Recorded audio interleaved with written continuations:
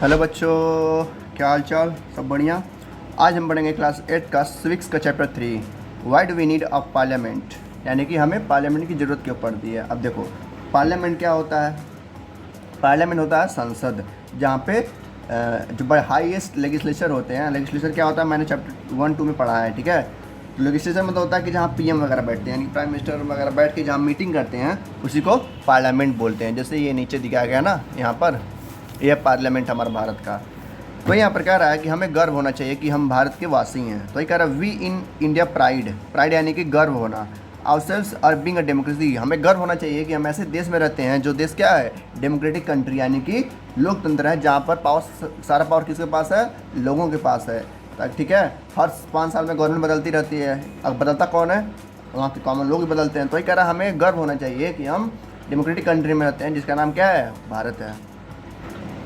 इस चैप्टर में हम समझेंगे कि कैसे जो गवर्नमेंट है काम करती है, ठीक है, लोगों के लिए, और कैसे लोगों को कहती है कि आप क्या है, सुप्रीम पावर हैं, और कैसे आप डिसीजन ले सकते हैं, ठीक है।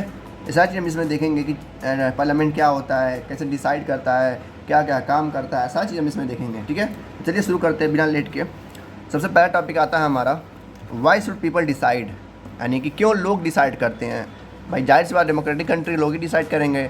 डेमोक्रेटिक का मतलब क्या होता है, मैंने पहले भी बताया है, बाय द पीपल, ठीक है, फॉर द पीपल और ऑफ द पीपल, यानी लोगों के द्वारा चुना जाता है, लोगों के लिए काम किया जाता है, और लोगों का मतलब उनका वोट दिया जाता है। मतलब 3 तरह का है, by the people, for the people, of the people, मतलब लोगों के लिए, ठीक है। कुल मिला के इसमें जो सुप्रीम रहता है, यानी कि जो पावर रहता है, वो लोगों के पास रहता है, यानी कि हमारे पास पावर रहता है। हम हर 5 साल में जिसको चाहें उसको सीएम या पीएम बना सकते हैं। इसी को कहते हैं डेमोक्रेटिक गवर्नमेंट।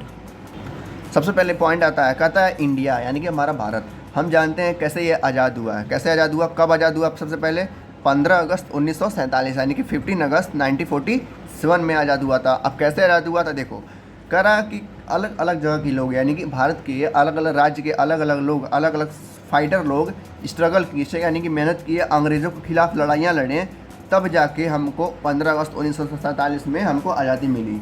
आज़ादी ऐसे ही नहीं मिली थी, उसमें कई सारे लोग मारे गए थे, जितने भी मतलब बहादुर थे, जितने भी वीर बहादुर थे, ठीक है, हमारे देश के जो वीर बहादुर योद्धा थे, वो उस लड़ाई में मारे गए अंग्रेज़ों के खिलाफ। तब जाके हमको काफ़ी मतलब सालों बाद, यानी कि 400-500 सालों बाद हमको आज़ादी मिली थी 1947 में। कह रहा है यहाँ एक लोगों की वजह से आज़ादी नहीं मिली थी, यहाँ कई लोग अलग अलग जगह से इस क्या बोलते हैं, स्ट्रगल में जुड़े हुए थे, ठीक है, जिसकी वजह से हमको क्या मिला? आइडिया ऑफ फ्रीडम मिला, कि हम सोच सकते हैं, ठीक है, अपनी सोच से हम देश को बदल सकते हैं, ठीक है। हमें आज़ादी मिली, आज़ादी मिली इक्वालिटी की, यानी कि सब लोग बराबर हो। पहले जब अंग्रेज के लोग थे तो इसी का फ़ायदा उठाते थे, कि ये जो इंडिया के लोग हैं इक्वालिटी को मानती नहीं है, इसी का हम फ़ायदा उठाते थे।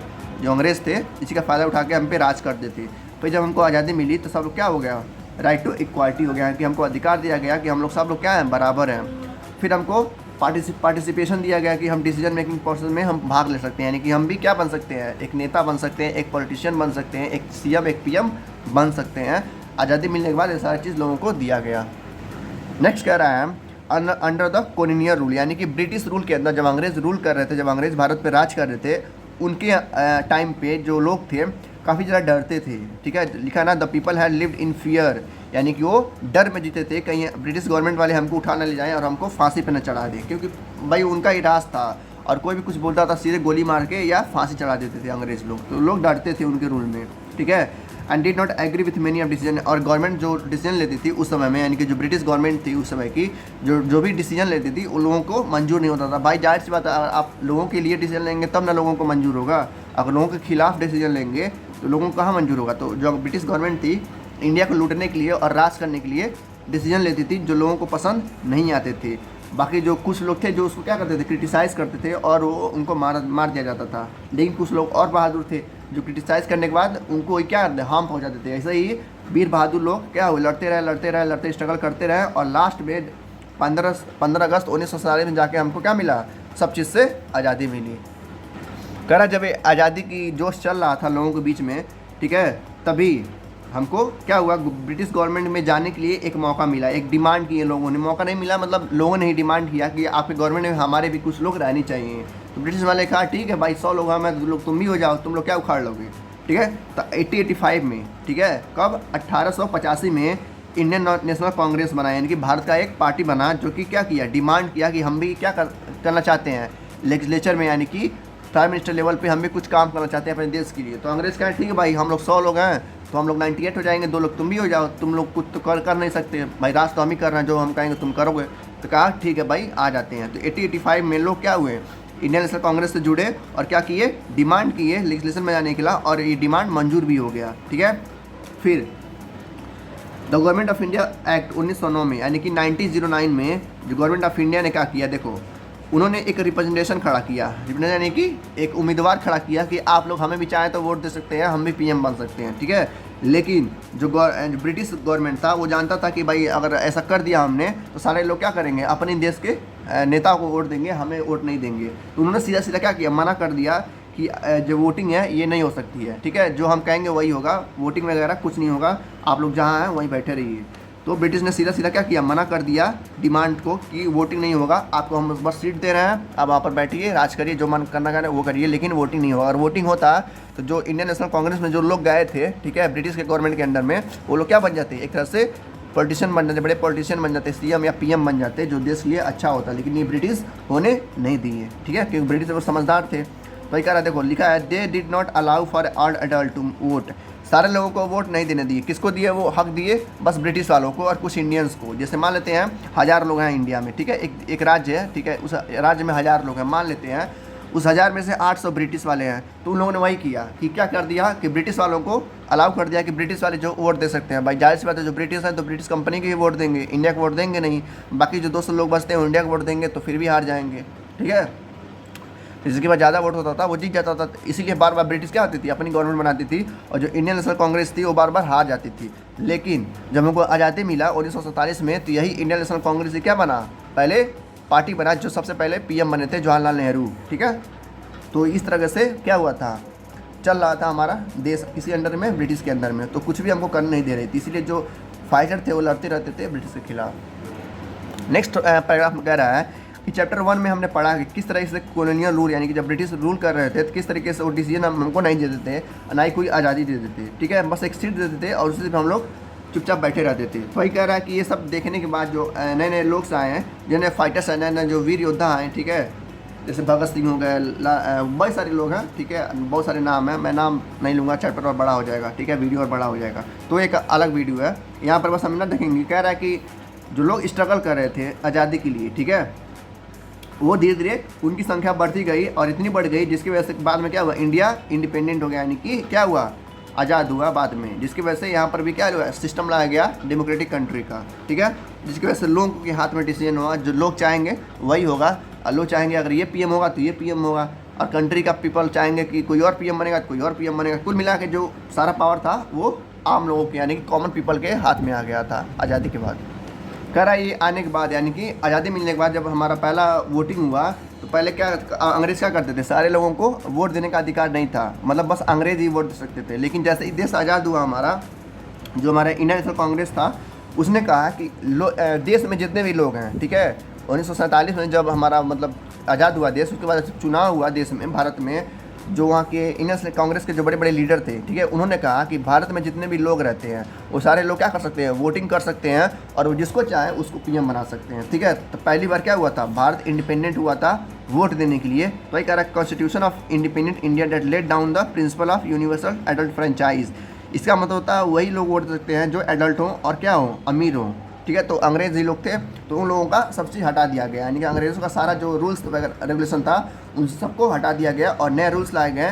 नए रूल्स क्या थे, नए रूल्स ये थे कि all adult citizen of the country, यानी कि जितने भी एडल्ट कंट्री 21 साल के ऊपर के लोग हैं, ठीक है, यानी कि उस समय में 1947 के बाद 18 के ऊपर नहीं था, अब 18 के ऊपर लोग वोट दे सकते हैं। लेकिन पहले क्या था, जो 21 साल के ऊपर के लोग हैं बस वही लोग वोट दे सकते थे भारत में। तो वही किया गया कि all adult citizen of the country have right to vote, उनके पास पूरा अधिकार है वोट देने का, कोई उनको प्रेशर नहीं करेगा कि आप हमें वोट दीजिए, उनका जिनका मन करेगा उनको वोट देंगे। ठीक है, तो इस तरीके से हमारा देश का वो आज़ाद हुआ और इस तरीके से पार्लियामेंट हमारा फॉर्म हुआ, गवर्नमेंट फॉर्म हुई। यहाँ पर एक बहुत अच्छा क्वेश्चन दिया है, आप क्लास में जाइएगा तो इसको मैम से जरूर करके पूछिएगा ना। मैम कहती है ना कि तुम लोग क्लास में कुछ पूछते नहीं हो, तो ये क्वेश्चन जरूर पूछिएगा कि ma'am why do you think there should be universal adult franchise, यानी कि ये होना क्यों ज़रूरी है, यूनिवर्सल एडल्ट जो फ्रेंचाइज लॉ है वो क्यों होना ज़रूरी है, पूछिएगा, अपने जवाब देंगी। एक चीज़ और क्वेश्चन पूछा है, कह रहा है जो क्लास का मॉनिटर होता है, ठीक है, जो भी होता है क्लास मॉनिटर, उसको वोटिंग करके चुना जाता है, मतलब ऑप्शन सही रहेगा कि मैम द्वारा चुना सही रहेगा।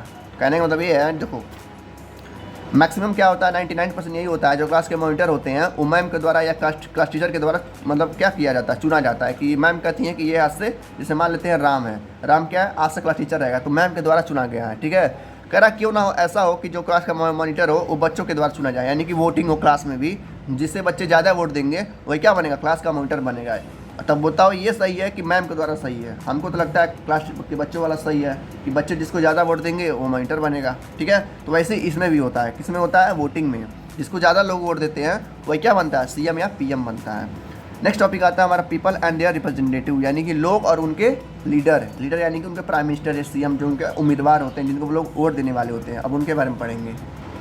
कह रहा पहला पॉइंट कि जो डेमोक्रेसी का मतलब क्या होता है, मतलब कि डेमोक्रेसी का आइडिया से क्या मतलब है, यानी आइडिया जो आया था डेमोक्रेसी का वो कैसे आया था। देखो कह रहा है तो इसका मतलब होता है कि डिज़ायर, मतलब इच्छा, हमारी इच्छा है कि हमारे ये पीएम बने या ये सीएम बने। भाई लोगों की इच्छा होती है ना, डिज़ायर होता है। वैसे अप्रूवल, ये लोग अप्रूव करते हैं कि हाँ हमको इन्हीं को वोट देना है, इन्हीं को प्राइम मिनिस्टर बनाना है। और पार्टिसिपेशन होना चाहिए लोगों का, यानी जब लोग ही नहीं होंगे तो भाई चुनाव कैसे होगा। तो वही कह रहा है कि लोग को पार्टिसिपेट करना जरूरी है, यानी कि लोगों को वोटिंग करना जरूरी है। बिना वोट के डिसाइड नहीं हो सकता कि कौन पीएम बनेगा कौन सीएम बनेगा, ठीक है। तो वही कह रहा है कि हमारा डेमोक्रेसी में जो आइडिया है, वो कॉन्सेंट है, वो क्या है, इच्छा होना चाहिए, अप्रूवल होना चाहिए और लोगों का पार्टिसिपेशन होना चाहिए, क्या होगा, डेमोक्रेटिक कंट्री बन पाएगा। फिर कहता है it is a decision of people that create a democratic government. कह रहा आज़ादी के बाद ये लोगों का ही डिसीजन था, यानी कि कॉमन पीपल का डिसीजन था कि देश हमारा क्या हो, डेमोक्रेटिक हो कि डिक्टेटर वाली हो, यानी कि मोनार्की वाला, जहाँ पर एक ही राजा पूरे 100 साल तक राज करेगा। तो ऐसा ना होकर हमारा देश क्या बन गया, डेमोक्रेटिक कंट्री बन गया, यानी कि ऐसा कंट्री जहाँ पर हर 5 साल में वोटिंग होगा।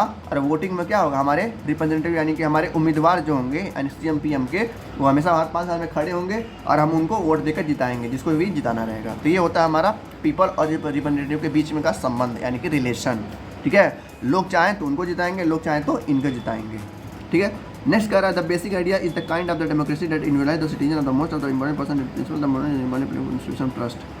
कह रहा है, कहने का मतलब ये है इसका, जब भी वोटिंग होती है, जब भी कहीं भी पूरे देश में वोटिंग होती है भारत में, सबसे इंपॉर्टेंट उसमें कौन होते हैं भाई। जब भी इलेक्शन होता है, जब भी कहीं भी इलेक्शन होता है, चाहे प्रधान का इलेक्शन हो, चाहे सीएम का, चाहे एमएलए का हो, चाहे पीएम का हो, वहाँ पे सबसे मोस्ट इंपॉर्टेंट किरदार भूमिका किसकी रहती है, कॉमन लोगों की, जो वोट देने जाते हैं, ठीक है। अगर वही नहीं रहेंगे तो इलेक्शन कहाँ से होगा। तो वही कह रहा है कि मोस्ट इंपॉर्टेंट जो सिटीजन होते हैं या जो पर्सन होते हैं जो वोट देने जाते हैं, उनका होना बहुत ज़रूरी है इलेक्शन में, तभी हमारा गवर्नमेंट बन पाएगा। अगर वो नहीं होंगे तो गवर्नमेंट क्या होगा, फॉर्म ही नहीं हो पाएगा, वोट ही नहीं मिलेगा किसी को, ठीक है। तो लोगों का होना ज़रूरी है। तो वही कह रहा पीपल एंड देयर रिप्रेजेंटेटिव, यानी कि सीएम बनने के लिए, पीएम बनने के लिए लोगों का वोटिंग करना ज़रूरी है, तभी तो पता चलेगा भाई किसको ज़्यादा वोट मिला है। और कह रहा है other public institution need to have the trust of the citizen, यानी कि जो दूसरे पब्लिक इंस्टीट्यूशन हैं जैसे कि हॉस्पिटल वगैरह जो भी चीज़ें हैं, वो क्या लोगों को भरोसा होना चाहिए कि हाँ हमारा लीडर हम जिसको जिता रहे हैं वो ऐसा काम करेगा। जैसे हमने जिताया था मोदी को, ठीक है, तो मोदी ने कुछ काम किया, कुछ नहीं किया, ठीक है, लेकिन फिर भी क्या हुआ, लोगों के बीच में वो फेमस हुए, ठीक है। इस कारण लोग उनसे खुश है और लोग उनको 2 बार जिता चुके हैं। फिर से चुनाव होने वाला है 2024 में, फिर देखो लोगों का मन क्या करता है, जिताते कि नहीं जिताते हैं, ठीक है। तो इस तरीके से पीपल और उम्मीदवार यानी कि रिप्रेजेंटेटिव के बीच में रिलेशन होना चाहिए, संबंध होना चाहिए। नेक्स्ट पैराग्राफ में कह रहा है कि कैसे जो लोग हैं कैसे अप्रूव देते हैं कि गवर्नमेंट को, यानी कैसे वो गवर्नमेंट बनाते हैं।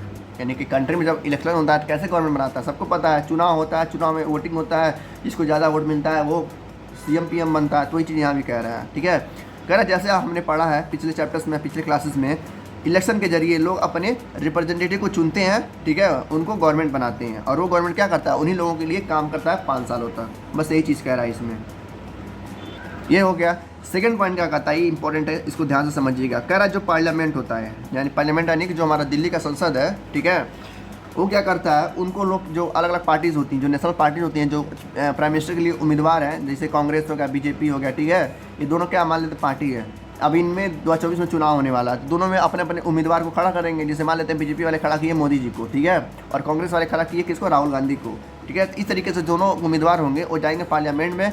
अब पार्लियामेंट में बोलेंगे कि भाई हमको उठना है प्राइम मिनिस्टर के लिए, हमारे यहाँ नाम दर्ज कर दीजिए। तो पार्लियामेंट क्या करेगा, उन लोगों का नाम दर्ज करेगा और पूरे भारत में टेलीकास्ट कर देगा कि हाँ जो प्राइम मिनिस्टर के लिए जो 2 उम्मीदवार हैं वो मोदी जी हैं और राहुल गांधी हैं। अब राहुल गांधी और मोदी जी में जिसको वोट देना है वो लोग वोट देंगे और वो क्या बनेगा, प्राइम मिनिस्टर बनेगा। इस तरीके से पार्लियामेंट काम करती है। कोई पूछता है आपसे कि पार्लियामेंट कैसे काम करती है, तो इस तरीके से काम करती है। जो उम्मीदवार होते हैं, जो रिप्रेजेंटेटिव होते हैं, जो पार्टीज़ के, वो उम्मीदवार पार्लियामेंट में जाते हैं, अपना नाम दर्ज कराते हैं इस सीट के लिए कि भाई हाँ हम नेशनल पार्टीज़ के हैं और हम क्या होना चाहते हैं, प्राइम मिनिस्टर के लिए खड़े होना चाहते हैं। तो पार्लियामेंट क्या करेगा, उनका नाम जारी करेगा लोगों के बीच में कि हाँ ये 2 उम्मीदवार हैं और इनको आपको वोट देना है, ठीक है। इस तरीके से क्या होता है, फॉर्म ऑफ गवर्नमेंट, यानी कि गवर्नमेंट बनता है और पूरे गवर्नमेंट क्या करती है, लोगों के लिए काम करती है। इस तरीके से हमारा ये पार्लियामेंट है, ठीक है, ये दिल्ली में है। और इस तरीके से हमारा जो है क्या है, स्टेट्स वाइज होते हैं और राज्यसभा होते हैं, यानी कि नेशनल लेवल पे जो पार्टीज़ होती है वो चर्चा करती हैं इसमें, और जो राज्यसभा के जो पार्टीज़ होती है, सीएम वगैरह होते हैं, वो इसमें चर्चा करते हैं। तो ये लिखा है पहला जो है हमारा द पार्लियामेंट ऑफ इंडिया, यानी कि संसद है हमारा भारत का, is the supreme law making institution. यहीं पर सारे लॉ वगैरह बनते हैं, यानी कि जो नेशनल लेवल पे लॉ बनते हैं वो यहीं पे बनते हैं। इट हैज़ 2 हाउसेज, इसके 2 हाउस है इनका, यानी कि इसके 2 ब्रांचेस हैं। कौन कौन से हैं, एक है राज्यसभा, एक लोकसभा। राज्यसभा यानी कि स्टेट लेवल पे, यानी कि राज्य लेवल पे काम होती है, लोकसभा यानी कि नेशनल लेवल पे काम होती है। तो पार्लियामेंट क्या है हमारा, मान लेते हैं इसके ये पिताजी हैं, यानी कि ये जो पार्लियामेंट है ये पिता है और इसके 2 लड़के कौन हैं, राज्यसभा और लोकसभा, ठीक है। राज्यसभा क्या होता है, काउंसिल ऑफ स्टेट, यानी कि राज्य के जितने भी क्या बोलते हैं वाइस प्रेसिडेंट होते हैं या सीएम वगैरह होते हैं, वो इसमें क्या करते हैं, अपना मीटिंग करते हैं और लोगों के लिए काम करते हैं, उनके लिए सोचते हैं। दूसरा होता है लोकसभा, ये हाउस ऑफ पीपल होता है, यानी कि इसमें क्या कितने मेंबर्स होते हैं, 545 मेंबरशिप होते हैं, जिसमें इसमें एक स्पीकर भी होता है जो लोगों के बारे में जो नेताओं के बारे में प्रस्ताव को सुनता है और उसको क्या करता है, फॉरवर्ड करता है कि ये होना है कि नहीं होना है। वैसे राज्यसभा में भी मेंबर होते हैं, 245 मेंबर होते हैं। तो ये मेंबर याद रखिएगा, एमसीक्यू में आ सकता है, 1 वर्ड में नहीं आएगा, लेकिन एमसीक्यू में या ट्रू फॉल्स में आ सकता है। पूछ सकता है कि जो राज्यसभा यानी कि जो स्टेट लेवल पे जो गवर्नमेंट बनती है उसमें कितने मेंबर्स होते हैं, तो 245 होते हैं, यानी कि 500 का आधा होते हैं, ठीक है। और लोकसभा में कितने होते हैं, इसका दोगुना कर दीजिए, यानी कि 545 कर दीजिए, ठीक है। 545 लोकसभा में, भाई जाहिर सी बात है नेशनल लेवल पे बात हो रही है तो ज़्यादा लोग होंगे, और ये राज्य लेवल पे बात हो रही है यानी कि स्टेट लेवल पे बात हो रही है तो कम लोग होंगे। तो इसे भी आप ट्रिक करके याद कर सकते हैं, यानी कि राज्यसभा यानी कि 245 और लोकसभा यानी कि 545, यानी कि पूरे नेशनल की बात हो रही है। तो इस तरीके से हमारा पार्लियामेंट काम करती है। अब आता है रोल ऑफ द पार्लियामेंट, यानी कि पार्लियामेंट का रोल क्या है, क्या मतलब क्या क्या करती है वो, ठीक है, क्या क्या उसका फंक्शन है, क्या क्या काम करता है। कह रहा है जो पार्लियामेंट है हमारा पहली बार कब बनाया गया था, इसको 1947 में, जब यानी कि जब हमको आज़ादी मिला था अंग्रेज़ों से, तभी इसको बनाया गया था, ठीक है ना। क्रिएटेड 1947। कह रहा जो पार्लियामेंट है ना वो लोगों का भरोसा है, लोग उस पर विश्वास करते हैं, हाँ भाई जो पार्लियामेंट है वो सही काम करती है और करती भी है, ठीक है। वही लिखा है द इंडियन पार्लियामेंट, यानी कि जो भारत का पार्लियामेंट है जहाँ पर सारे नेता बैठते हैं, वो क्या है, एक एक्सप्रेशन है या फेथ है। फेथ यानी कि भरोसा है लोगों का, जहाँ पे लोग भरोसा करते हैं कि हाँ ये हमारा कंट्री क्या है, डेमोक्रेटिक कंट्री है। अगर पार्लियामेंट ना होता तो लोग भरोसा नहीं करते कि भाई हमारा देश डेमोक्रेटिक है या मोनार्की है। मोनार्की वाला क्या है मैंने समझा दिया, यहाँ पर मैं नहीं बताऊँगा, ठीक है, अभी आसान है। तो ये कह रहा लोगों का ये भरोसा है, लोग विश्वास करते हैं कि हाँ भाई जो पार्लियामेंट फैसला लेगा वो सही लेगा और हमारे हित में लेगा, यानी कि लोगों के हित में लेगा, लोगों के लिए लेगा फैसला वो। कह रहा है इस तरीके से, जो सेकंड पॉइंट कह रहा है, इस तरीके से जो लोग होते हैं पार्टिसिपेट करते हैं वोटिंग में और क्या दिखाते हैं, भरोसा दिखाते हैं पार्लियामेंट के अलॉन्ग कि हम आप पे भरोसा करते हैं, आप चुनाव करवाइए, हम अपने प्राइम मिनिस्टर को या सीएम को चुनेंगे और उनको क्या बनाएंगे, अपने लिए एक तरह से मालिक बनाएंगे, ठीक है, 5 सालों के लिए हमारे लोग काम करेंगे। इस तरीके से हमारा जो पार्लियामेंट है काम करती है और लोगों के लिए काम करती है। नेक्स्ट पॉइंट कह रहा है जो पार्लियामेंट होता है, ठीक है, यानी कि जो पार्लियामेंट है हमारे सिस्टम का, जो हमारे भारत का पार्लियामेंट है उसके पास सबसे ज़्यादा पावर है। जाहिर सी बात है भाई नेशनल लेवल पे वो काम कर रहा है, भाई पूरे भारत को संभाल रहा है तो पावर सबसे ज़्यादा होगा ही। राज्यसभा और लोकसभा से ज़्यादा पावर इसके पास रहता है। कहते हैं ना पिताजी के पास ज़्यादा पावर रहता है, ये पिताजी हैं और इनके 2 लड़के हैं, राज्यसभा और लोकसभा, ठीक है। तो यहाँ पर लिखा भी है कि parliament in our system has immense power, बहुत ज़्यादा पावर है। क्यों?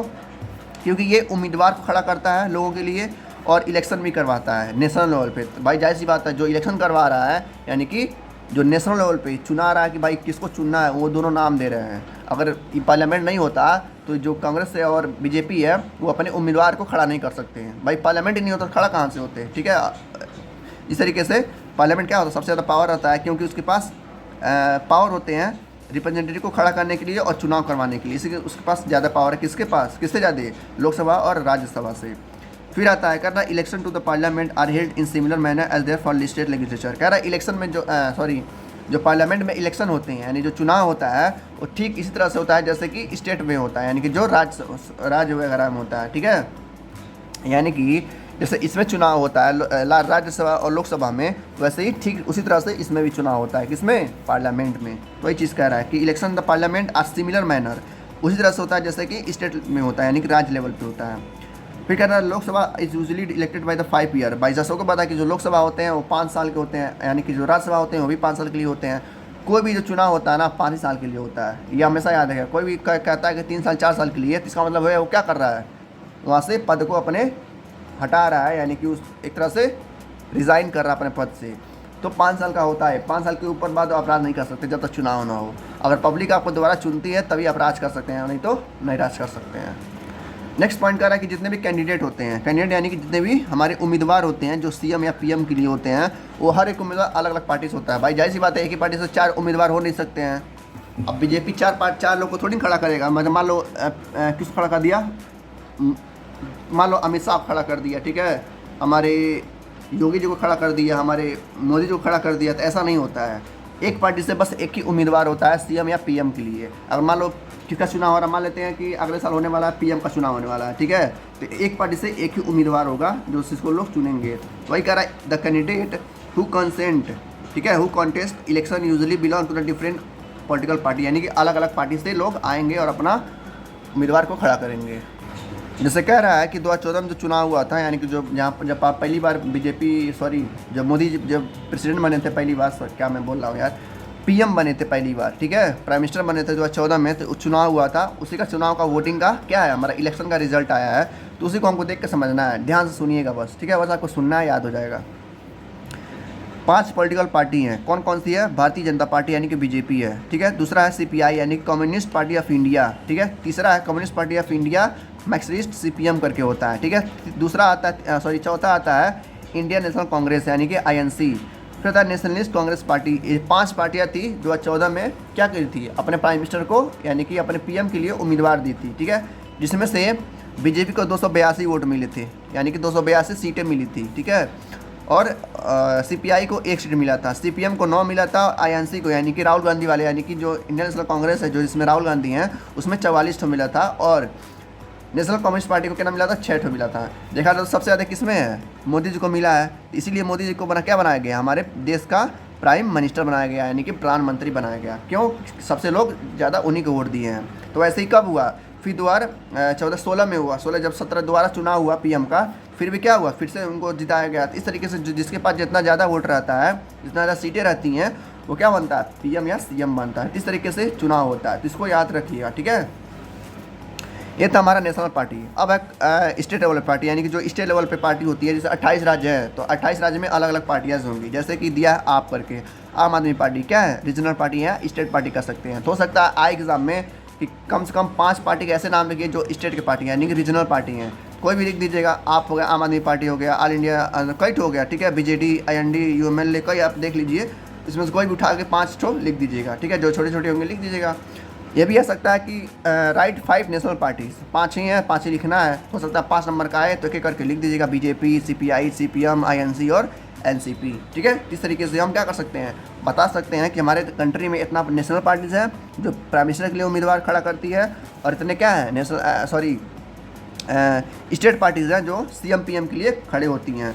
और टोटल कितने हैं? 543, ठीक है, कितने हैं? 543, 543। इसको याद रखिएगा, ये MCQ में आ सकता है, MCQ में या ट्रू फॉल्स में या फिर इन द ब्लैंक्स कि टोटल पार्टियाँ कितनी पूरे देश में? 543 हैं, ठीक है। चलते हैं नेक्स्ट टॉपिक पे। यहाँ पर एक और चुनाव का हमारा दिया है, परिणाम दिया है। 2009 में चुनाव हुआ था, देखो 2014 में हुआ था, फिर 2009 में हुआ था, ठीक है, 5 साल में होता है।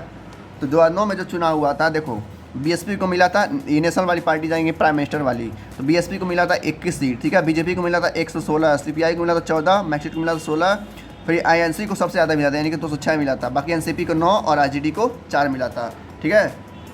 यहाँ पर सबसे ज़्यादा किसको मिला है? इंडियन नेशनल कांग्रेस को। इसलिए ये इंडियन नेशनल कांग्रेस क्या की, अपने एक उम्मीदवार को क्या बना दी? प्राइम मिनिस्टर बना दिया, ठीक है। तो बीजेपी वहाँ पर हार गई थी। फिर 2014 में जीती, फिर दोबारा जीती, फिर 2024 में देखो क्या होने वाला है, तो उसका भी रिजल्ट आएगा अगले साल। ठीक है, यहाँ पर भी देखो राज्य लेवल पे पार्टियाँ यानी कि स्टेट पार्टीज़ हैं, यहाँ पे टोटल पार्टी कितनी है 543 यानी कि 543 पार्टियाँ हैं। तो MCQ में आ सकता है, मैं बार बार कह रहा हूँ कि टोटल पार्टी कितनी है 543। ठीक है, कह रहा है नेक्स्ट पॉइंट हमारा यहाँ पर ध्यान सुनिएगा, कह रहा है जितने भी इलेक्शन होते हैं, ठीक है, जैसे मान लेते हैं 2009 में इलेक्शन हुआ है या 2014 में हुआ है, उसमें जो पार्टी हार जाती है, जिससे जो उम्मीदवार थे, मान लो यहाँ पर क्या 2009 में INCP जीत गए थे यानी नेशनल कांग्रेस जीत गई थी, बीजेपी हार गई थी, तो जो बीजेपी के कैंडिडेट थे वो क्या बन गए थे, पार्लियामेंट के मेंबर बन गए थे हारने के बाद। फिर जब मेंबर बन जाएंगे वो, फिर से चुनाव होगा तो वह मेंबर फिर से खड़ा होंगे अगले चुनाव में। इस तरीके से जो पार्टी हार जाती है या जो भी जीत जाती है, उसके जो मेंबर होते हैं वो पार्लियामेंट के मेंबर बन जाते हैं, जिसको हम बोलते हैं MPs। तो कोई पूछेगा आपसे तो MP क्या होते हैं, या MP तो मध्य प्रदेश नहीं होगा, क्या होगा, मेंबर ऑफ पार्लियामेंट। MP मतलब मेंबर ऑफ पार्लियामेंट। तो मेंबर ऑफ पार्लियामेंट कौन होता है, जब चुनाव होता है तो जिसमें लोग हार जाते हैं, उसके जो कैंडिडेट रहते हैं तो क्या बन जाते हैं, मेंबर ऑफ पार्लियामेंट बन जाते हैं। ठीक है, फिर जब आगे वाला चुनाव होता है तो फिर वो मेंबर क्या होते हैं, फिर से वो रिप्रेजेंटेटिव बनते हैं लोगों के लिए। अगर लोग उनको अच्छा चूज़ करते हैं तो फिर से PM बन जाते हैं। इस तरीके से MPs वगैरह फॉर्म होते हैं। तो वही लिखा है once elected this candidate become member of parliament यानी कि MP। ये MP एक साथ रहते हैं पार्लियामेंट में और इलेक्शन में भाग लेते हैं। ठीक है, नेक्स्ट टॉपिक आता है to select the national government. कैसे नेशनल गवर्नमेंट को सेलेक्ट करते हैं हम, जैसा पता है वोटिंग वगैरह से, लेकिन फिर भी देखते हैं और डिटेल में ध्यान से सुनिएगा फोकस करके। ठीक है, कह रहा है जो भारत का पार्लियामेंट है ना, पार्लियामेंट ऑफ इंडिया, उसमें 4 तरह के लोग रहते हैं। पहला आते हैं प्रेसिडेंट, कौन आते हैं, प्रेसिडेंट आते हैं। फिर आता है राज्यसभा यानी कि स्टेट लेवल वाला, फिर आता है लोकसभा। ठीक है, तो 3 लोग रहते हैं, सॉरी 4 लोग रहते हैं, प्रेसिडेंट, राज्यसभा और लोकसभा, 3 लोग रहते हैं। ठीक है, ये जो लोकसभा होता है यही चुनाव करवाता है किसका, प्राइम मिनिस्टर का यानी कि प्रधानमंत्री का। इसमें जब चुनाव होता है यानी कि जब इलेक्शन होता है तो देखा जाता है कि पार्लियामेंट में कितने सारे MPs हैं यानी कितने सारे मेंबर ऑफ पार्लियामेंट हैं, और हर एक पॉलिटिकल पार्टी की वो मेंबर, उतने मेंबर्स, मान लेते हैं बीजेपी के 10 मेंबर हैं। ठीक है, तो 10 मेंबर में से किसी एक मेंबर को खड़ा किया जाएगा, किसके लिए, प्रधानमंत्री के चुनाव के लिए। इस तरीके से नेशनल गवर्नमेंट का चुनाव होता है। तो ऐसे मान लेते हैं कि 10 मेंबर किस में है, बीजेपी में है, तो 10 में से किसी एक मेंबर को चुनाव के लिए खड़ा करेंगे। फिर ऐसे ही इंडियन नेशनल कांग्रेस में यानी कि मान लेते हैं जो राहुल गांधी का पार्टी है, उसमें भी 10 लोग क्या है, MP हैं, मान के चलते हैं 10 लोग हैं, मैं नहीं बता रहा हूँ कितने लोग हैं, मान सकते हैं 10 लोग हैं, तो 10 लोग में से किसी एक लोग को खड़ा किया जाएगा। तो वही 2 लोग क्या होंगे, उम्मीदवार होंगे प्राइम मिनिस्टर के। तो लोग उनको वोट देंगे और उनको जिताएंगे, जो जीतेगा वो क्या बनेगा, प्राइम मिनिस्टर बनेगा और देश को चलाएगा 5 सालों तक। देखो इस पैराग्राफ में एक शब्द दिया है कोalition। कोalition क्या होता है, बहुत इंपॉर्टेंट पॉइंट है या वर्ड कर सकते हैं। देखो ध्यान से सुनना, मान लेते हैं कि चुनाव हुआ, ठीक है, चुनाव में मान लेते हैं कि एक पार्टी को कितने में वोट मिले, 206 मिले। मान लेते हैं 500 वोटिंग है यानी कि 500 क्या है, वोट है, जिसमें से जो 6 मिले हैं इंडियन नेशनल कांग्रेस को मिले हैं, बाकी कितने बचे, मान लेते हैं 300 वोट बचे हैं। ठीक है, 300 वोट बचे हैं, 300 किसको मिला है, 200 बीजेपी को मिला है और 100 वोट किसी और को मिल गया है। कुल मिला के सबसे पास ज़्यादा किसके पास हैं, ANC के पास 206 हैं। तो ऐसा करने के बाद मान लो ये जीत गया, जाहिर सी बात इसके पास ज़्यादा वोट है तो ये जीत गया। लेकिन एक चीज़ और होता है, मान लेते हैं कि BJP, BSP और कोई है एक और पार्टी मिल जाए और तीनों का वोट मिला के इससे ज़्यादा हो जाए, तो फॉर्म गवर्नमेंट कौन करेगा, BJP करेगी। ठीक है, उसको कहते हैं कोलिएशन गवर्नमेंट। जैसे मान लो ये हमारे कौन है, राहुल गांधी हैं। ठीक है, ये मान लो जीत गए हैं कितने वोट से, 250 वोट से या 206 वोट से मान लो जीत गए हैं। और दूसरी तरफ कौन है, BJP है और सारी पार्टीज है। तो BJP के मान लो हमारे पास 200 वोट है, तो इनको कितना वोट चाहिए, 7 वोट और चाहिए। तो मान लो 7 वोट चाहिए तो NCP को अपने साथ मिला लेंगे। ठीक है, जैसे ही NCP के साथ अपने साथ मिलाएंगे तो इनका वोट कितना हो जाएगा, 209 हो जाएगा। और कांग्रेस के पास कितना था, 206। इसका मतलब कि BJP जीत जाएगी। इसको कहते हैं कोलिएशन गवर्नमेंट। यानी अगर आप हार रहे हैं तो अगर आप दूसरे गवर्नमेंट का साथ ले लेते हैं, ठीक है, जैसे मान लेते हैं आपके स्कूल में झगड़ा होता है ना दोस्तों में, तो दोस्त क्या करते हैं, अपने दोस्तों को बुला लेते हैं उस लड़ाई को जीतने के लिए। तो ऐसे ठीक इसमें भी होता है, इलेक्शन वगैरह में भी। और कोई पार्टी हार रही होती है तो क्या कर सकती है, किसी गवर्नमेंट के साथ कोलिएट कर सकती है, उसी को हम कहते हैं कोलिएशन फॉर्म। यानी कि ऐसा गवर्नमेंट जो 2 गवर्नमेंट मिल के बनाती है। तो 2.5 साल वो राज करती है, 2.5 साल दूसरी पार्टी राज करती है, तो इसको कहते हैं coalition form of government. Next paragraph कह रहा है कि one of the most important function of the Lok Sabha, यानी कि जो लोकसभा होता है, लोकसभा यानी कि जो चुनाव करवाता है किसका, प्रधानमंत्री लोगों का।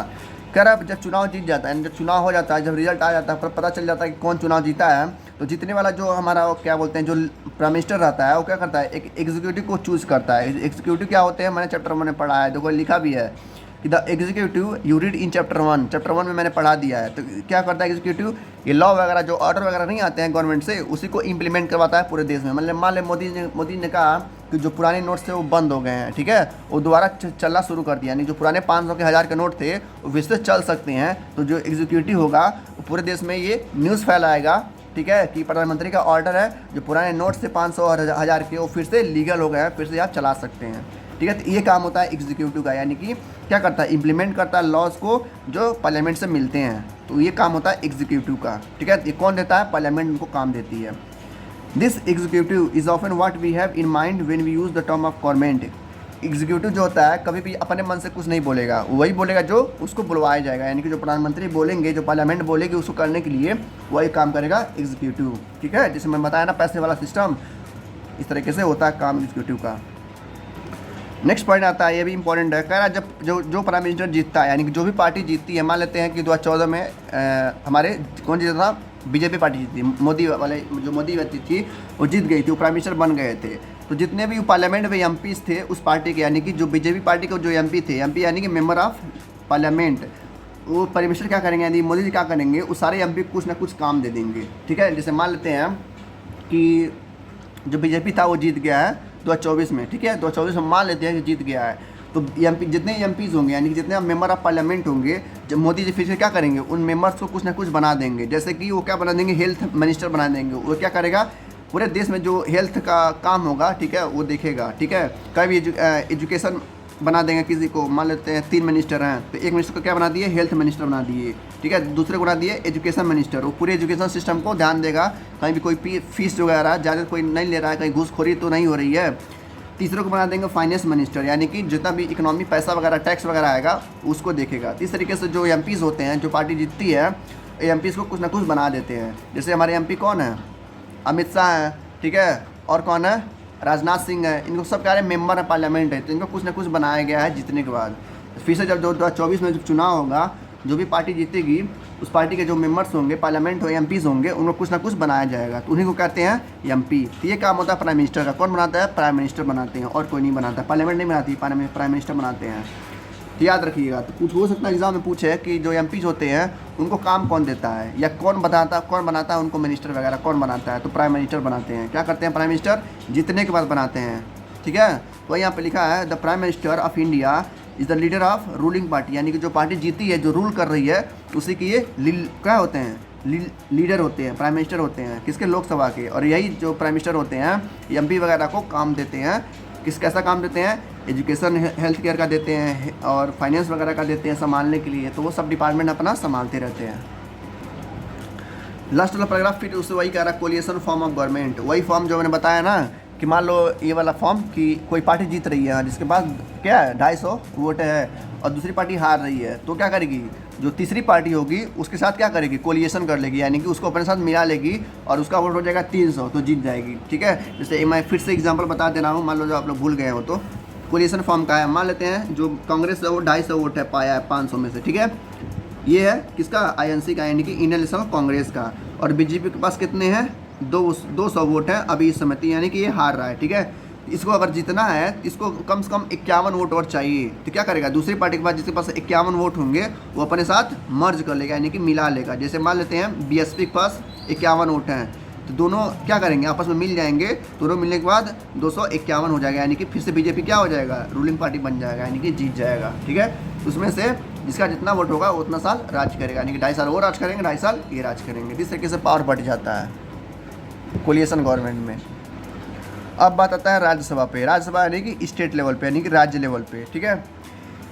इसका काम वैसे ही होता है जैसे कि किसका होता है, लोकसभा का, यानी कि ये भी 5 साल के लिए क्या होता है, आता है रूलिंग पार्टी में, और 5 साल के लोगों के लिए काम करता है। ये भी कैसे चुनाव होता है, जो राज्यसभा होता है वहाँ में एक पार्लियामेंट होता है, यानी कि वहाँ का स्पीकर होता है, वो भी क्या करता है, 2 रिप्रेजेंटेटिव का जितनी भी पार्टियाँ होंगी, ठीक है, वो उम्मीदवार को अपना नाम देंगे, वो उम्मीदवार लोगों को बताया जाएगा उस राज्य में। मान लो यूपी में चुनाव होने वाला, ठीक है, तो यूपी में जो अलग अलग पार्टियाँ होंगी वो अपने अपने उम्मीदवार को नाम देंगी, किसको देंगी, राज्यसभा को। तो राज्यसभा क्या करेगा, पूरे उस राज्य में लोगों को बताएगा एडवर्टाइजमेंट के जरिए या किसी के जरिए कि जो उम्मीदवार हैं ये हैं, आप इन्हीं को क्या करना है, वोट देना है। तो जो लोगों को पसंद होगा उनको वोट देंगे, और जिसको ज़्यादा वोट मिलेगा वो क्या करेगा, जीत जाएगा, और वो 5 साल तक सीएम बना रहेगा, यानी कि चीफ मिनिस्टर बना रहेगा, और लोगों के लिए काम करेगा। और एक चीज़ और इसमें ये हो गया राज्यसभा का।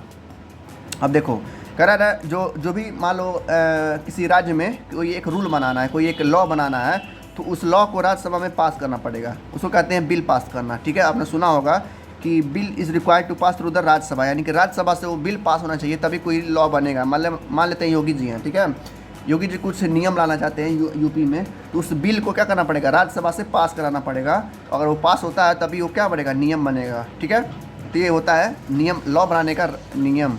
वहीं वही ठीक काम वहीं भी होता है, यानी कि लोकसभा में भी होता है। अगर वहाँ कोई लागू करना, कोई नियम वगैरह लागू करना है देश में, तो जो पीएम होंगे यानी कि जो प्रधानमंत्री होंगे, वहाँ पार्लियामेंट जो स्पीकर होगा वहाँ से उस लॉ को पास कराएंगे, यानी उस बिल को पास कराएंगे, तभी वो क्या बनेगा, वहाँ का लॉ बनेगा पूरे देश के लिए।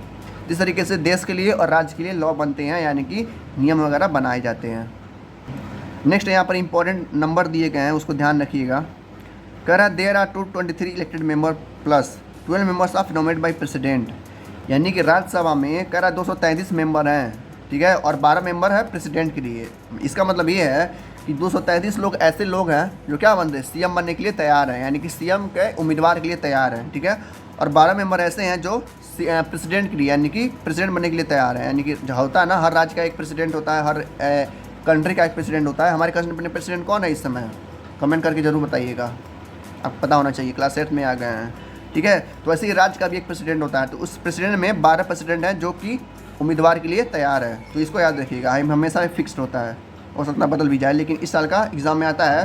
तो एग्ज़ाम में आएगा तो 1 ही वर्ड में आएगा या एमसीक्यू में आएगा। क्या पूछेगा कि हर एक राज्य में, ठीक है, कितने मेंबर होते हैं, तो 233 मेंबर होते हैं, और 12 मेंबर ऐसे होते हैं जो प्रेसिडेंट के लिए उम्मीदवार होते हैं। नेक्स्ट टॉपिक आता है to control guide and inform the government, यानी कि गवर्नमेंट को कौन कंट्रोल करता है, कौन गाइड करता है, कैसे इन्फॉर्म किया जाता है गवर्नमेंट को कि ये दिक्कतें हैं। भाई लोगों को बताते हैं, ठीक है, लोग कंट्रोल करते हैं, लोग गाइड करते हैं, और लोग बताते भी हैं गवर्नमेंट को ये हमारी दिक्कत चल रहा है, इसको सॉल्व करिए, ठीक है। कैसे बताते हैं देखते हैं।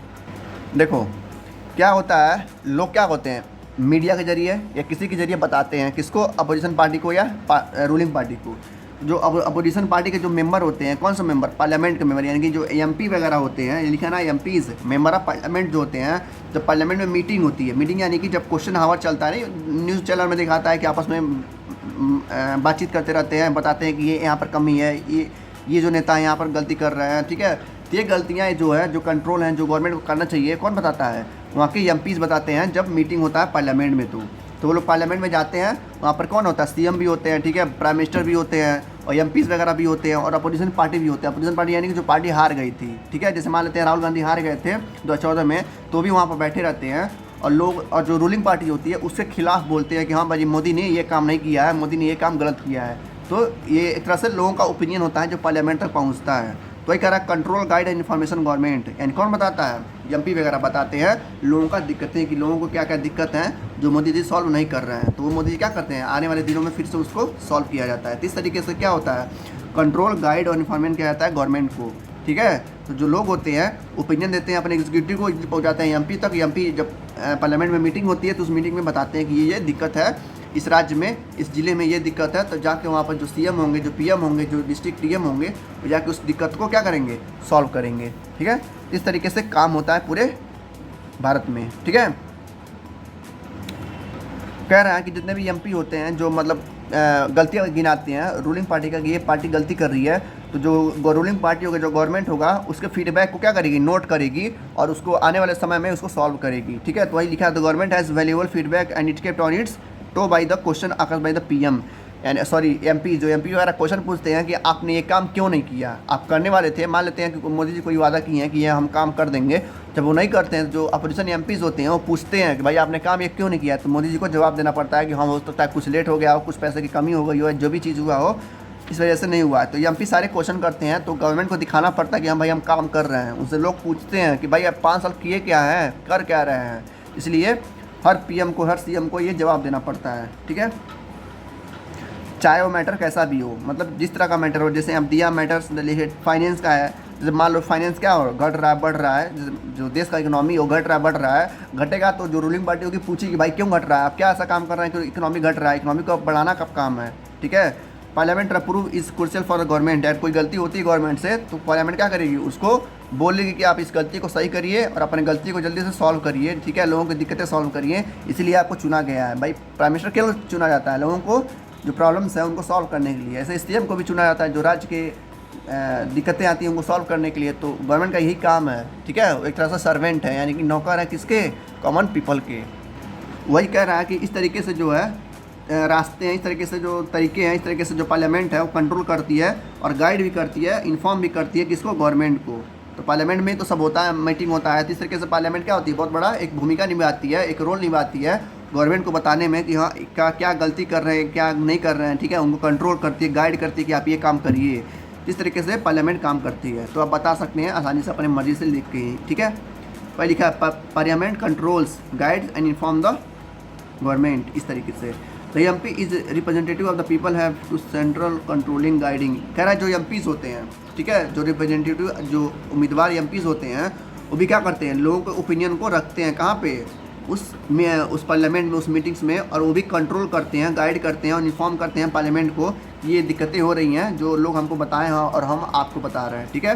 जैसे जो आपके डिस्ट्रिक्ट के जो एमपी होगा, जो एमएलए होगा, वो क्या करेगा, अपने सीनियर को बताएगा, वो सीनियर जाएगा पार्लियामेंट में, तो पार्लियामेंट में जो भी दिक्कतें होंगी वो बताएंगे कि हाँ इस राज्य में, इस कंट्री में, या सॉरी इस डिस्ट्रिक्ट में ये दिक्कत है, तो वहाँ की जो गवर्नमेंट होगी वो ऑर्डर देगी उसकी दिक्कत को सॉल्व करिए। तो इस तरीके से पूरा जो गवर्नमेंट है हमारा काम करता है और देश क्या होता है, डेवलप होता है, यानी कि विकास करता है।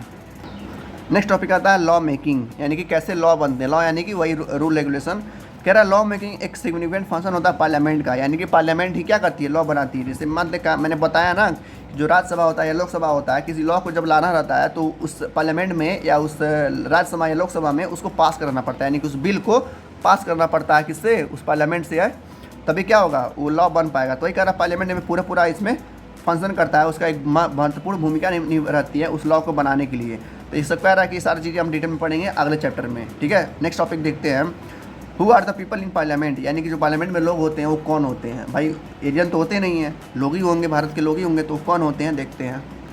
कह रहा है जो पार्लियामेंट में अब लोग हैं वो ज़्यादा से ज़्यादा लोग हैं, ठीक है, मतलब मैक्सिमम लोग रहते हैं और अलग अलग बैकग्राउंड से रहते हैं, कुछ लोग हिंदू हैं, कुछ लोग मुस्लिम हैं, ठीक है, अलग अलग जगह से आते हैं, अलग अलग गाँव से आते हैं, अलग अलग डिस्ट्रिक्ट से आते हैं। तो वही कह रहा है more and more people from different backgrounds, ठीक है, जैसे कि there are more rural members, कुछ गांव के मेंबर्स हैं, यानी कुछ गांव के लोग हैं जो वहाँ तक पहुँचे हैं अपने मेहनत से, ठीक है। As also member from many regional पार्टियाँ, अलग अलग पार्टियाँ से, कुछ बीजेपी के लोग हैं, कुछ कांग्रेस के लोग हैं, कुछ बीएसपी के लोग हैं, ठीक है। Groups and peoples that they allowed representative, यानी कि वहाँ के जो ग्रुप्स हैं, जो पीपल्स हैं, जो लोग हैं, अपने ही क्या करते हैं, अन्य रिप्रेजेंटेटिव्स को वहाँ पे रखते हैं, यानी कि जो ऐसे मेंबर्स जो काफ़ी ज़्यादा इंपॉर्टेंट होते हैं वह यहाँ पर रहते हैं। तो वो अलग अलग बैकग्राउंड से आते हैं, बैकग्राउंड मतलब कि अलग अलग जगह से आते हैं, अलग अलग पार्टी से आते हैं, अलग अलग राज्य से आते हैं। तो वही लोग होते हैं कौन, पार्लियामेंट में। तो ये क्वेश्चन आ सकता है एग्जाम में कि who are the people in the parliament, parliament में कौन लोग रहते हैं। तो ये वो लोग रहते हैं जो अलग अलग बैकग्राउंड से आते हैं। तो क्या लिखेंगे, सीधा सीधा आंसर लिखेंगे, parliament now has more and more people from different background like rural members, ठीक है, many regional party and different other states और डिस्ट्रिक्ट्स, मतलब अलग अलग डिस्ट्रिक्ट से, अलग राज्य के अलग अलग पार्टी से लोग वहाँ पर रहते हैं।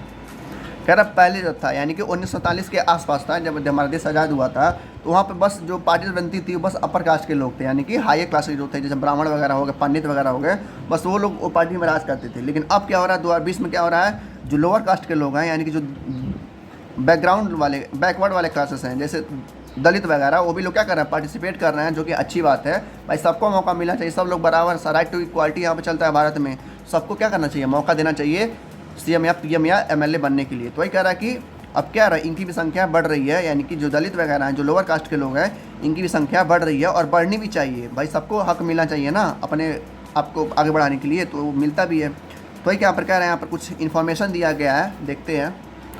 ये डाटा हमें बताता है कि कौन से साल में कितना वोटिंग पड़ा है, यानी कितने लोग वोट दिए हैं। कह रहे जब पहली बार चुनाव हुआ था 1951, जब पहली बार चुनाव हुआ था 1947 के बाद ही चुनाव हुआ था ना, इलेक्शन हुआ था पहली बार, तो 66% लोग वोट दिए थे, ठीक है।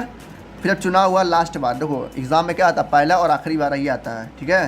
एक पूछेगा हाईएस्ट पूछेगा, लोवेस्ट पूछेगा, तो हाईएस्ट कहाँ पर है, 66, हाँ यही है, यानी कि 16 जो 14 में चुनाव हुआ था सबसे ज़्यादा लोग वोटिंग किए थे, 66% लोग वोट दिए थे। तो ये आ सकता है, पूछ सकता है एमसीक्यू में, 1 मिनट नहीं पूछेगा एमसीक्यू में या फिर द ब्लैंक ट्रू फॉल्स पूछेगा क्या, तो कौन सा साल में, ठीक है, सबसे ज़्यादा परसेंटेज लोग वोटिंग किए थे, यानी कि सबसे ज़्यादा लोग वोट किए थे, यानी कि 100 लोग हैं तो उसमें से 66% लोग क्या किए थे, वोटिंग किए थे।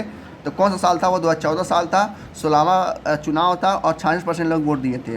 और सबसे कम कब दिए थे, 55 पॉइंट ये, यानी कि 1971 में, 1971 में सबसे कम लोग क्या कर दिए थे, वोटिंग किए थे। क्यों किए थे, अब पता नहीं क्यों किए थे, ठीक है। तो ये दोनों याद रखिएगा, 5वां और 16वां, 1971 और 2014, ठीक है, 55% और 66%, सबसे ज़्यादा और सबसे कम लोग वोटिंग किए थे। देखो यहाँ पर यहाँ एक कारण दिया है, यानी कि एक बताया रीज़न कि क्यों जो 40% लोग हैं वो चुनाव वोट नहीं दे रहा है। जैसे बताया ना 60 हैं, बाकी यानी कि 40% जो हैं वोट नहीं दे पा रहे हैं। तो 40% 20% मान लेते हैं कि क्या है, बच्चे हैं और बूढ़े हैं, तो वो वोट तो दे नहीं पाएंगे भाई, चल नहीं पाते हैं, बच्चे हैं।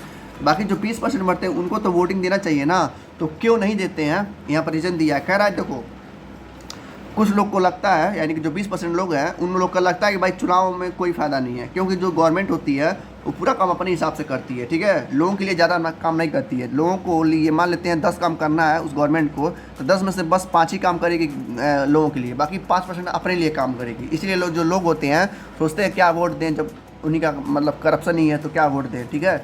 इसी तरह से लोग वोट देते हैं, जो गरीब लोग होते हैं वोट नहीं दे पाते हैं क्योंकि उनको कुछ फ़ायदा ही नहीं मिलता है, ठीक है। तो 2014 में काफ़ी ज़्यादा लोगों को फ़ायदा हुआ था, गरीब लोगों को भी, अमीर लोगों को भी, इसीलिए इसका परसेंट काफ़ी बढ़ गया था। तो ये कह रहा है कि हर एक चुनाव, जब भी चुनाव होता है ना, तो वहाँ पे जो वोटिंग देखा जाता है, कितने लोग वोट कर रहे हैं, कितने संतुष्ट हैं हमारे इस पार्लियामेंट से, इस डेमोक्रेसी से, ठीक है। तो ये कह रहा है सारे लोग डेमोक्रेसी से खुश नहीं हैं। मतलब कुछ लोग सोचते हैं कि जो डेमोक्रेसी है उसी की वजह से सोसाइटी पे क्या हो रहा है, दिक्कतें आ रही हैं, तो 20% लोग में आते हैं जो चुनाव यानी जो वोटिंग नहीं करते हैं। तो उसके लिए क्या किया गया है, उनके लिए एक सीट क्या किया गया है, बनाया गया है, यानी कि SC और ST के लिए सीट बनाया गया पार्लियामेंट में कि आप भी क्या कर सकते हैं, आके यहाँ पर चुनाव लड़ सकते हैं और देश के विकास में हिस्सा ले सकते हैं। तो भाई सबको मौका मिलना चाहिए। तो उसमें कौन कौन लोग आते हैं भाई, जैसे बताइए SC और ST है, तो SC ST में कौन आते हैं, दलित आते हैं, आदिवासी आते हैं, जो क्या करते हैं पार्लियामेंट में लड़ सकते हैं। तो इसमें जो कि हमारी प्रेसिडेंट है क्या है, आदिवासी हैं। अब मैं बता रहा हूँ, कमेंट में नाम जरूर बताइएगा उनका नाम क्या है प्रेसिडेंट का, ठीक है, वो क्या है, आदिवासी हैं, ठीक है। द्रौपदी मुर्मू मैं खुद ही बता दे रहा हूँ, ठीक है, पता नहीं आप लोग बताएंगे कि नहीं। पिछला जो प्रेसिडेंट था उनका नाम हम लोग बताइएगा, ठीक है। इसमें जो प्रेसिडेंट है वो आदिवासी है, क्या नाम है, द्रौपदी मुर्मू, ठीक है।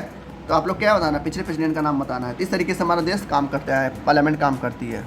और इसके साथ ही साथ जो औरतें हैं उनको लिए भी क्या हो, सीट वहाँ 1/3 क्या है रखी गई है कि औरतें भी क्या कर सकती हैं, जो वहाँ की वोमेन है वो भी आके वहाँ पर हिस्सा ले सकती हैं, चुनाव में हिस्सा ले सकती हैं, वो भी अपने आप को या देश के लिए विकास कर सकती हैं। तो लिखा है ना साफ साफ, it has more recently been suggested that there should be reservation of seat of women, यानी कि औरतों के लिए भी सीट को क्या किया गया है, रिजर्व कर दिया गया, यानी कि औरतें भी क्या कर सकती हैं, भाग ले सकती हैं। तो काफ़ी पहले किया गया था। तो इसी वजह से इंदिरा गांधी जो थी वो क्या कहती, प्राइम मिनिस्टर बनी थी एक बार, ठीक है।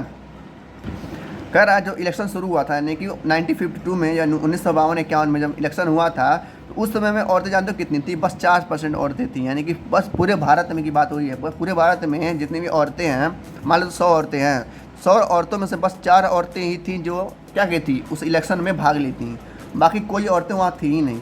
लेकिन आज के डेट में 2020 के डेट में, ठीक है, यानी कि 2023 के डेट में लगभग ये परसेंटेज कितना बढ़ गया, 11% बढ़ गया, यानी कि 11% लेडीज़ ऐसी हैं, औरतें ऐसी हैं जो क्या करती हैं, चुनाव में भाग लेती हैं, जो कि अच्छी बात है, ठीक है। सबको भाग लेना चाहिए, चाहे गरीब हो, चाहे औरत हो, चाहे इंसान हो, चाहे पुरुष हो, चाहे जो भी हो, क्या करना चाहिए, उस इलेक्शन में भाग लेना चाहिए और सबको वोट देना चाहिए, ठीक है। सबको क्या अधिकार है अपने प्राइम मिनिस्टर या CM को चुनने का। तो इसको याद रखिएगा कि पहले जो था वो 4% था, ठीक है, MP वोमेन का, और अब कहना है 11% है, बढ़ के आ गया, ठीक है। तो बस इतना ही था चैप्टर आपका, ठीक है। मिलते हैं नेक्स्ट चैप्टर में, तब तक के लिए good luck, thank you, take care.